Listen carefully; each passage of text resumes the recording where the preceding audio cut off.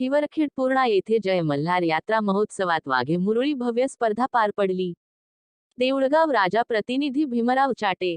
जय मल्हार खंडोबा यात्रा महोत्सवानिमित्त हिवरखेड पूर्णा येथे 2 दिवसीय यात्राचे आयोजन, वाघे मुरळी स्पर्धा व गणेश वानखेडे वगनाट्य मंडळ कोनटकर यांचा भव्य कार्यक्रम।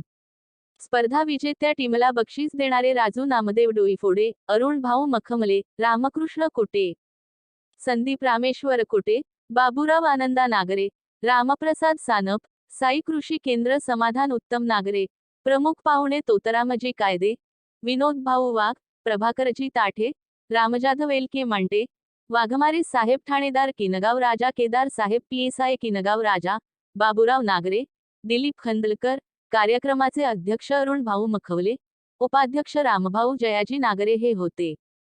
तर पंचक्रोशीतील सर्व वाघे मुरळी स्पर्धकांनी या स्पर्धेमध्ये भाग घेतला व खंडोबा भक्तांना रोमांचक आनंद दिला।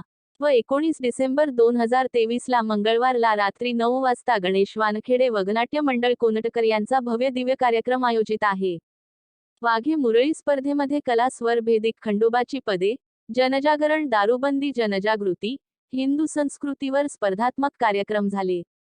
सरपंच करुणा वाघमारे, उपसरपंच शकुंतला नागरे, सर्व ग्रामपंचायत सदस्य, तंटामुक्ती अध्यक्ष सुधाकर रामभाऊ वाघ, किनगाव राजा पोलीस स्टेशनचे सहकार्य लाभले।